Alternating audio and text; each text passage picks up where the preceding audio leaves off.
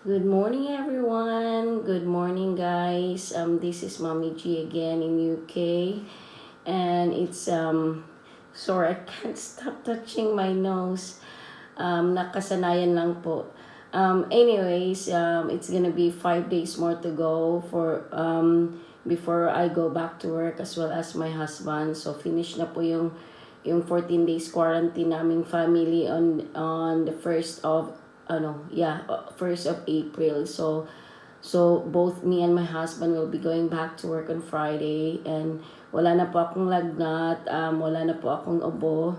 So thanks God for that. And yeah, so it's the 28th of March today. And it's Sunday, and I woke up quite early. Everyone is still asleep. Everyone, it's so quiet. So I just want to take advantage of the quietness, and as well as I just want to share my opinion.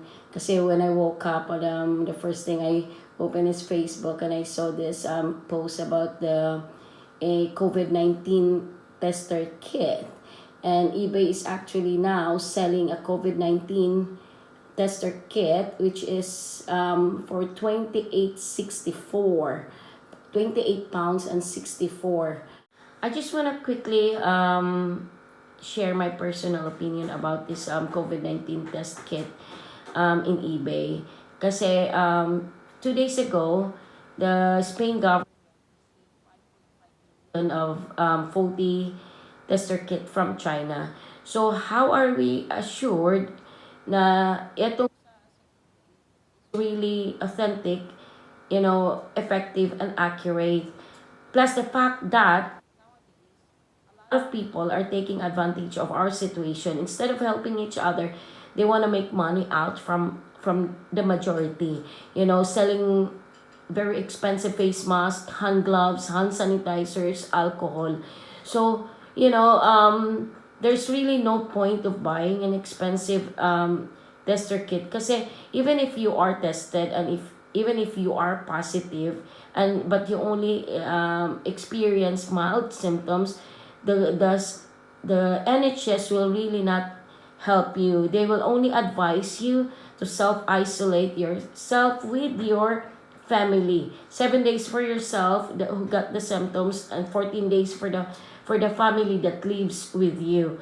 So the beds in the hospital, they are reserved for those who got serious symptoms of this COVID-19. So the only thing that we can do, just don't panic. I myself experienced it. I had this cough and fever, and I panic, and this is just normal feelings. Kasi nga sa dinami-dami ba namang hindi mag-worry. So the only thing that we can do is boost our immune system, eat a lot of vegetables, eat a lot of fruits, take a lot of vitamins, vitamin C, and isolate yourself, stay at home, and to stop the spread of it. And that's all we can do. And anyways, guys, I'm gonna be reading to you the government guidelines here in UK, and that's from the government website. So for those people who has a family here in UK, Filipinos that has family here in UK, then at least you have an idea kung ano ang ginagawa ng government ng UK dito here in UK. Here it says stay at home.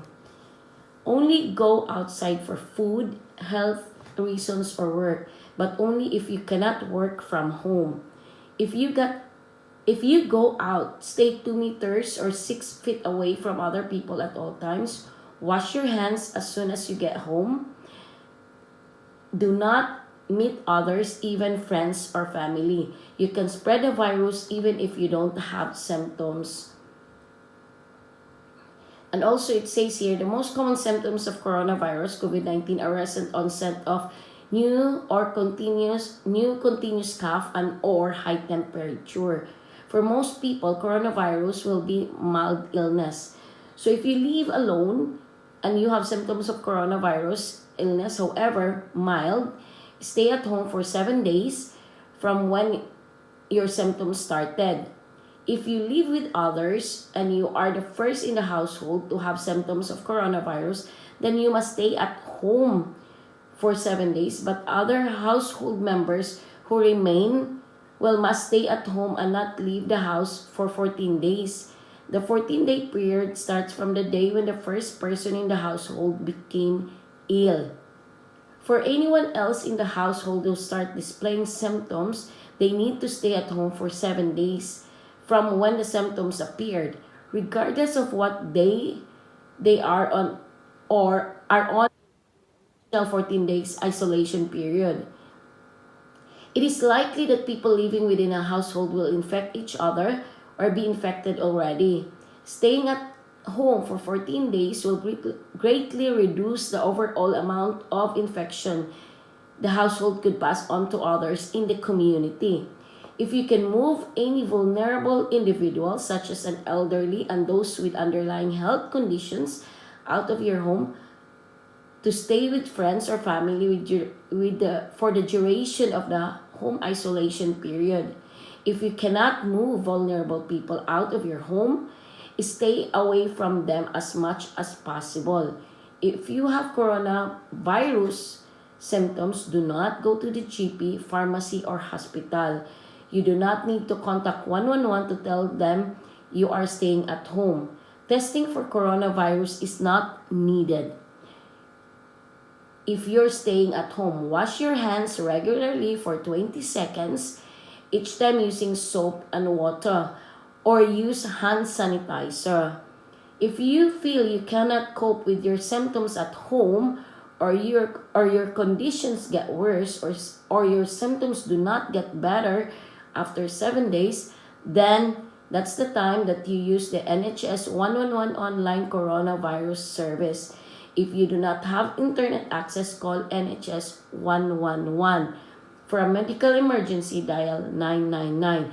So, yan po ang dito sa UK. So this one, Spain ordered 5.5 million of tester kit from China. And what happened was, it's all faulty and they had to return it back to China.